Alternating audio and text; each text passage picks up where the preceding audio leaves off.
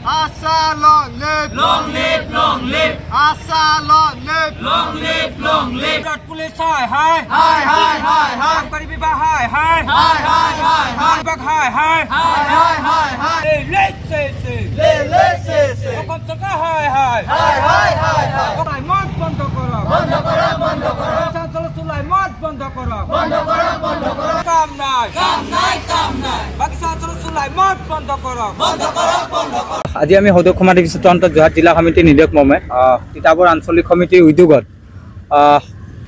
বাগিচা অঞ্চলত দিনক দিনে মানে আমি দেখিব পাইছোঁ যে চুলাই মদত ৰমৰমীয়া বেহা দিনক দিনে বৃদ্ধি পাই আহিছে আৰু আপোনালোকো অৱগত আপোনালোকো গম পাই যে আজি 1 বছৰ 1.5 বছৰ আগতে আমাৰ গোলাঘাট ডিষ্ট্ৰিক্টৰ কোনোবা চাহ বাগিচাত কেইবাজনো শ্ৰমিক এই চুলাই মদ সেৱন কৰি মৃত্যুবৰণ কৰিবলগীয়া হ'ল, মৃত্যুৰ মুখত পৰিবলগীয়া হ'ল।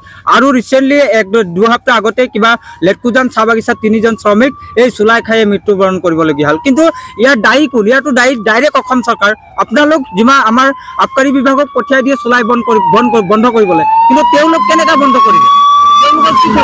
আজি মই যেটো দেখিছো মানে ফৰেষ্ট ডিপাৰ্টমেন্টত আপোনালোক চাব পাব যে তেওঁলোকৰ 10-15 জনৰ বিষয়ববীয়া আছে, 10-15, কিন্তু আবকাৰী বিভাগত চাব 5-4জন মানুহে যাব।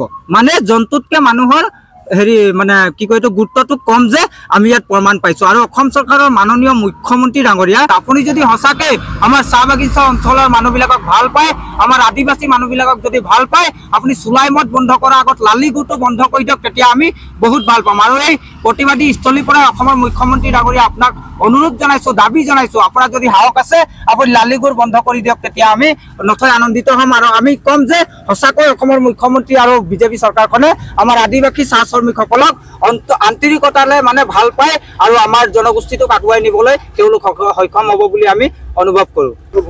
তেওঁলোকৰ ভূমিকাটো একেবাৰে আমি জিৰ' দেখি পাওঁ। কিন্তু আমি যেতিয়া ফোন কৰোঁ যোৱাটো যাব, তেওঁলোক মদটো ভাঙিব, কিন্তু মানুহজনক উঠাই লৈ থানাত কি কৰিব, 1000 টকা 5000 টকা কিবা এটা ল'ব, তেওঁলোকক ডাইৰেক্ট এৰি দিয়ে। ডাইৰেক্ট অন দ্য স্পট কোনোবাই আহিব, মই ডাইৰেক্ট ক'ম, কাৰণ মই নিজে পাই আহিছোঁ। আমি মাতো, আমি ভালৰ কাৰণে মাতো যে তেওঁলোক চুলাই মদটো ইয়াৰ পৰা ঘাটিটো বন্ধ কৰি দিব, লগতে তেওঁলোকক দি দিয়ক না, এমাহ জেললৈ দি দিয়ক, কি হ'ব?